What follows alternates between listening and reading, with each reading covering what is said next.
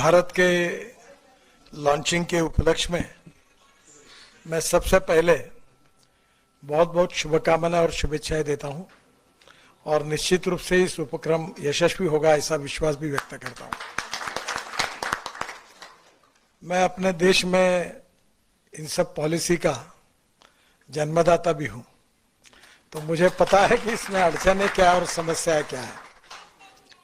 मैंने अभी बताया कि मेरे पास टीवीएस और बजाज, हीरो, ये तीन ऐसे मैन्युफैक्चरर है देश में कि उनका 50% प्रोडक्शन वो एक्सपोर्ट करते हैं। यानी हमारे देश में एक्सपोर्ट का मार्केट जितना देश का है उतना बाहर का है। और सबसे इम्पोर्टेंट चीज ये ही है कि उनकी ई स्कूटर जो है, ई बाइक बड़ी महंगी है। और इसलिए इसमें जो सबसे बड़ी बात है कि उन्होंने दो स्टडी किया था। अभी 2-4 दिन पहले ही टीवीएस के मालिक जो थे वेणु श्रीनिवासन मेरे आए थे और सर्वे में ये मालूम हुआ कि एक स्कूटर आदमी कितने किलोमीटर चलाता है। तो उसका जो एवरेज आया है, बजाज ने कहा है कि 26 किलोमीटर एक दिन में चलाता है और टीवीएस ने कहा है कि 24 किलोमीटर चलता है और रात को घर में गाड़ी फिर चार्ज होती है। तो मैंने इनको सुझाया कि आप बैटरी दो लगाने के, अभी ये बोल रहे हैं सोलर से इसकी जरूरत ही नहीं, एक ही बैटरी चार्ज करके अगर 70 किलोमीटर होगा तो कॉस्टिंग कम होगा। और इसका मार्केट जो है आजकल लोग जो नागपुर, पुणे, मुंबई, ये थोड़ा ब्रांडेड के तरफ है क्योंकि उनकी पेइंग कैपेसिटी ज्यादा है। पर जैसे काटोल है, नरखेड़ है, जलालखेड़ा है, इस टाइप के जो छोटे छोटे गांव है, वहां सफाई कामगार, प्यून, छोटे आदमी भी साइकिल के बजाय इसको चला सकता है। बच्चे कॉलेज में जाने के लिए इसका उपयोग कर सकते हैं।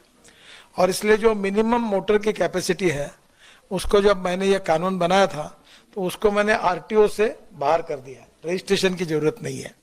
तो मुझे आपसे एक ही कहना है कि ये मार्केटिंग रूरल, एग्रीकल्चर और छोटे गांव में ज्यादा होगा।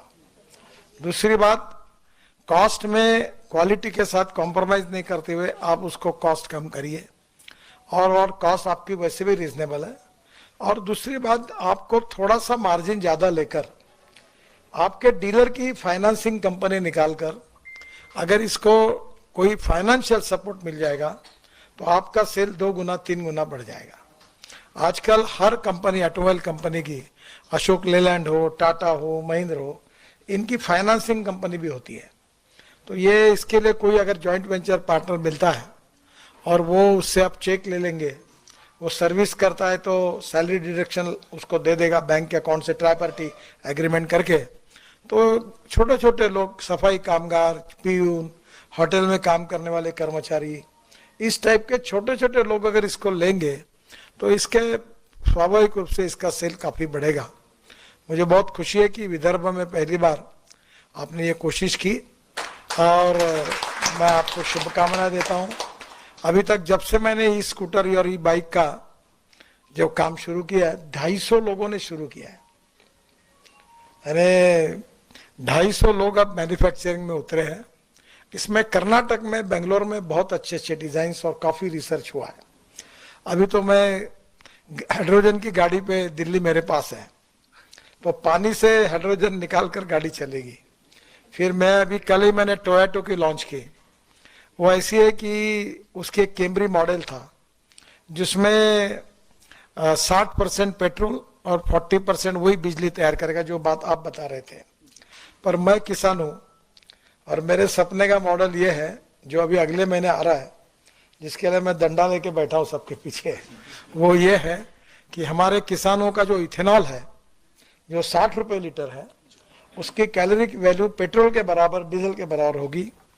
और जो अभी टोयोटो के मॉडल्स आ रहे हैं कि 60 रुपये लीटर का इथेनॉल भरने के बाद 40% वही बिजली तैयार करेगा।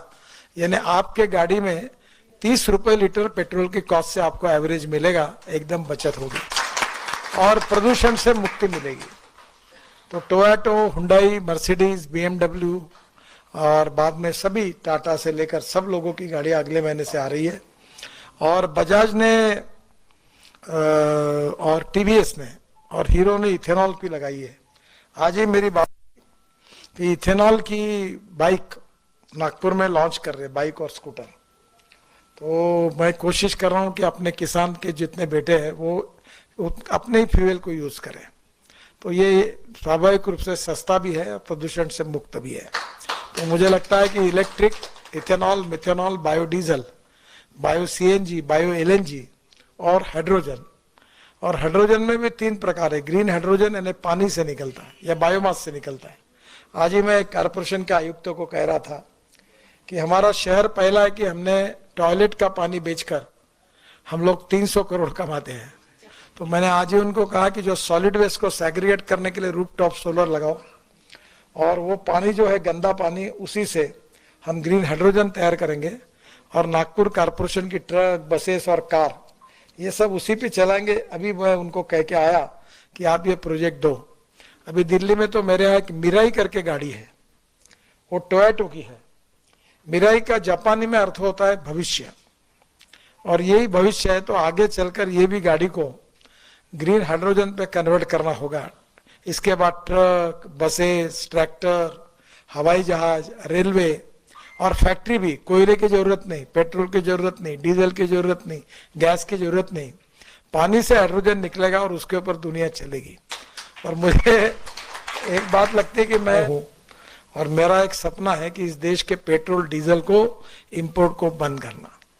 16 लाख करोड़ रुपए का पेट्रोल डीजल देश में आता है और सब प्रदूषण हमारे देश में होता है। और अगर ये 16 लाख करोड़ में से 5 लाख 10 लाख करोड़ अगर गांव के गरीब किसानों के पास जाएंगे तो गांव के लड़कों को रोजगार मिलेगा। और इसलिए बड़े प्रमाण पर मैं बोलता हूँ कि अन्नदाता नहीं, ऊर्जादाता बनो, ताकि गांव में ऊर्जा तैयार हो जाएगी तो कोई किसान नागपुर, मुंबई, कलकत्ता नौकरी मांगने के लिए नहीं आएगा। और अभी वो दिन दूर नहीं है कि अपने खेती में कुआं होगा, ऊपर में रूफटॉप सोलर होगा, वहीं से इलेक्ट्रोलाइजर 1 करोड़। मैंने अभी एक फैक्ट्री का उद्घाटन किया बेंगलोर में, तो पूरे 90% प्रोडक्शन एक्सपोर्ट हो रहा है। तो अब इलेक्ट्रोलाइजर 1.25 करोड़ का है। और जो जनरेटर सेट है वो अभी किर्लोस्कर ने मेरे घर पे ही लगाया यहाँ बिल्डिंग में, जो 100% बायो इथेनॉल पर चलने वाला देश का पहला जनरेटर है। क्योंकि डीजल का भाव 110 रुपए और इथेनॉल का भाव 60 रुपए। तो स्वाभाविक रूप से बचत। और मैं कंस्ट्रक्शन इक्विपमेंट वालों के पीछे लगा हूं। जेसीबी ने ऐसा जेसीबी बनाया कि जो अपनी परली होती है, राइस स्ट्रॉ, ये इससे बायो सीएनजी और बायो एलएनजी तैयार होता है। और मेरा ट्रैक्टर खुद का ये सीएनजी पर चलता है। और अभी वो उसके कारण किसान 1 लाख रुपए साल के अगर है तो उसकी बचत होगी, क्योंकि डीजल के बजाय सीएनजी पे चलेगा। और अभी सीएनजी भी ये हमारा फ्यूचर है, एलएनजी भी फ्यूचर है। तो मैं तो आज मुझे खुशी हुई कि जितना electric, ethanol, methanol, biodiesel, bio CNG, मैं पीछे पड़ा हूँ इसके। और मैं एक दिन ये दिन देखना चाहता हूँ कि हमारे देश का इंपोर्ट 16 लाख करोड़ का 0 हो जाएगा और हमारा देश का किसान ऊर्जादाता होगा और गांव के लड़कों को रोजगार मिलेगा। और इससे देश का प्रदूषण, आज जो डॉक्टर की बिल आप दे रहे वो प्रदूषण के कारण दे रहे हैं, वो प्रदूषण खत्म होकर देश को मुक्ति मिलेगी। उसमें आपने आज ई व्हीकल का, ई भारत के नाम से इसका लॉन्चिंग किया है।